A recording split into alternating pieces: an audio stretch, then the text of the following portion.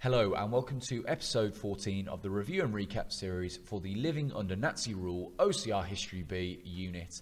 We are continuing with the theme 5, which is occupation, so how the Nazis occupied different parts of Europe throughout 1939 and 1945. In this particular episode, we are going to be focusing on the Holocaust and the genocides committed by the Nazi governments across Eastern Europe. And obviously, as we're already aware, this is one of the worst crimes in human history. The purpose of this video is to understand who were the victims of this genocide and how the Nazis are able to build their way up to such horrible acts of violence towards groups of people across Eastern and Western Europe. So when we talk about the Holocaust, or as it's also known as the Shoah, we're referring to the systematic murder of Jewish people across Europe under Nazi rule. However, there are more than just Jewish people who are targeted across different parts of Europe by Nazi governments.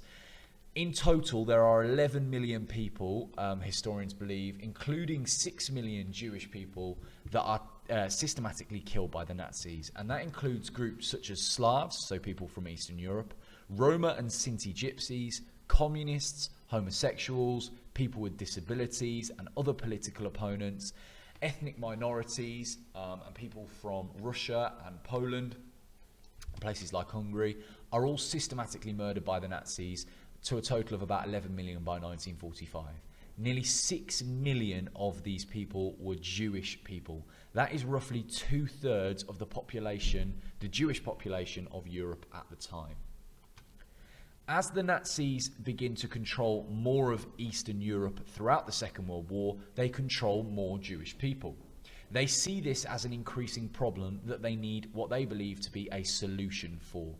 And we are going to look at how the Nazis build their way up to what they believe to be the best solution to this problem.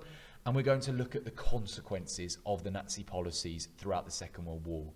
It's really important that we understand that whilst anti-Semitism and all of these anti-sort of communist and homosexual and anti-Gypsy and Slavic sentiments have been building throughout the 1930s, it's not until the Second World War that the Holocaust, as we know, the systematic murder of these people, begins to take place. It's only during the Second World War that we get the establishment of things like death camps. I'm going to look at how the Nazis build up to this. So, as I've just said, the Holocaust doesn't happen overnight. It's the result of over a decade's worth of anti-Semitic and racial policies enacted in Germany. In 1939 to 1941, you get the concentration of Jewish people in ghettos. Ghettos are a concentrated part of a city. They are fenced off, they are walled off, and they are guarded with barbed wire and dogs, and the Jewish population are forced to live in these places. 3.5 million Jewish people in Poland. There are 3.5 million Jewish people in Poland, so emigrating them, getting them out of the country, is not an option for the Nazi government. They realize that they need to do something else with them. So they concentrate these Jewish people into ghettos. There are hundreds of ghettos scattered throughout Poland, but the largest of these is the Warsaw ghetto in the capital city. By 1941, this ghetto had 445,000 people living in it. That's 1/3 of the population of Warsaw living in 2.4% of its area. Hundreds of people were cramped into buildings and apartments that were designed for small families. As a result of this, overcrowding was a problem, and that led to the easy spread of diseases. 140,000 Jewish people in these ghettos died in 3 years as a result of this. So the first part of the steps towards the Holocaust comes in 1939 and 41 with the ghettoization of these Jewish people. This is then ramped up in June 1941 with the introduction of a group called the Einsatzgruppen. The Einsatzgruppen were a group of SS soldiers who would follow the German army into the Soviet Union, which is Russia, after it was invaded in 1941. And they would follow behind the German army, and they would round up Jews and communists that had been left behind by the German army. They would then march these people into secluded areas of woodland, and they would force them to dig mass graves, and then they would execute them by shooting them. And there were countless mass graves that have been found of people who were executed in this way. In the winter of 1941, 90% of the victims of the Einsatzgruppen were Jewish, and it's estimated about 1 million people were killed as a result of the Einsatzgruppen. So it's the Holocaust and the genocide is beginning to be ramped up with the introduction of the Einsatzgruppen, and it's murder by bullets at this point. In the autumn of 1941, the Nazis moved from using bullets to murder people in mass to using gas. This is because gas is cheaper, it has less of a psychological impact on the soldiers who are having to kill these people, and it's also much more effective at killing lots of people in a short amount of time. So the Nazis decide to murder in mass Jewish people in Poland, and this is nicknamed Operation Reinhard. So rather than just emigrating them and keeping them in the ghettos, they decide that a solution to the Jewish problem, as they believe it to be, is to murder these Jewish people in mass. It begins with gas vans at a place called Kelmo, where they would have vans filled with gas that they would escort people into to murder them. 3 death camps were later created in 1942 at places called Belzec, Sobibor and Treblinka. These camps were secret. They were often outside of towns in sort of rundown areas in woodlands that nobody really would come across normally, and they were ran by SS crews. The Jewish people would be deported to these places, stripped of any items that they brought with them, and then they would be led to gas chambers. By 1945, 1.7 million Polish Jewish people had been murdered by gas under Nazi rule. This then leads to what is known as the final solution in January 1942. There is a conference of Nazi leaders led in a place called Wannsee, and it's here that the Nazis decide they are going to not only remove all of the Polish people, the Jewish Polish people, but they are going to remove all Jewish people from Europe and transport them to the general government, which, as you might remember, is the largest region of what used to be Poland, for execution. Adolf Eichmann, who is a senior SS man, is in charge of the logistics of this.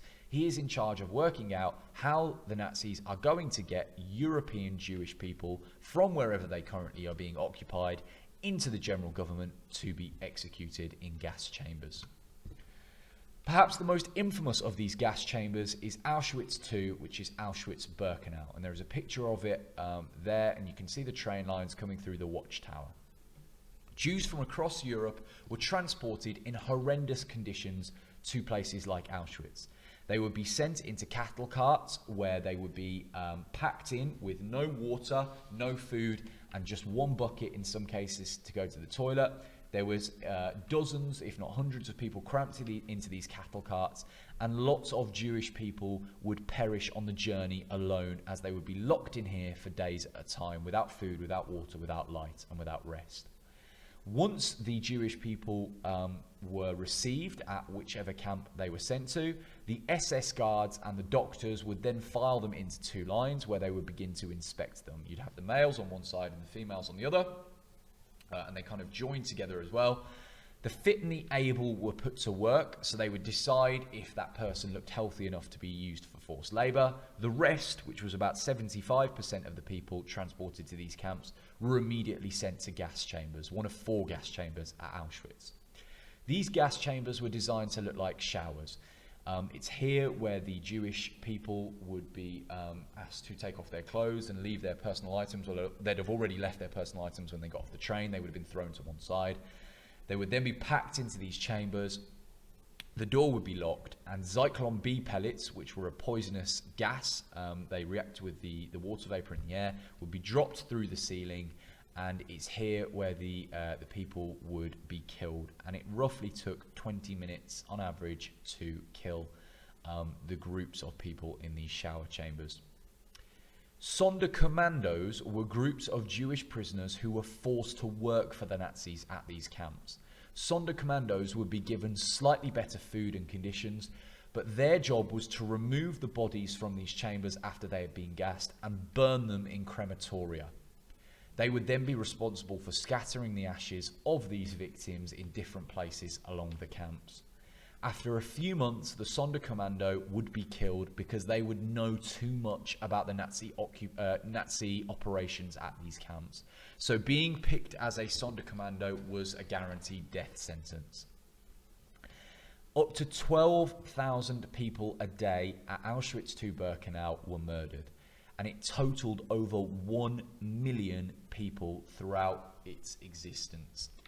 It's hard to put into words just how horrendous the crimes committed at Auschwitz II-Birkenau was, and I strongly suggest, if you ever get the opportunity to visit it, to go and visit Auschwitz-Birkenau to see firsthand what the conditions were like and understand the experiences of the people who were sent here.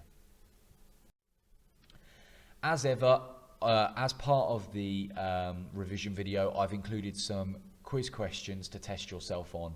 Now, obviously, the video on the Holocaust is a little bit different from the rest of it. Obviously, the whole unit is not particularly pleasant necessarily to learn about, but the particular topic on the Holocaust needs extreme care when dealing with. So I understand if you have found this video particularly difficult, but unfortunately it is a key part of the Nazi Germany topic that we do need to revise because it could come up on an exam. Here are the quiz questions. I would like you to pause the video to see what knowledge you can remember and then correct any that you got wrong at the end of it. Thank you for watching, and I will see you in the next video.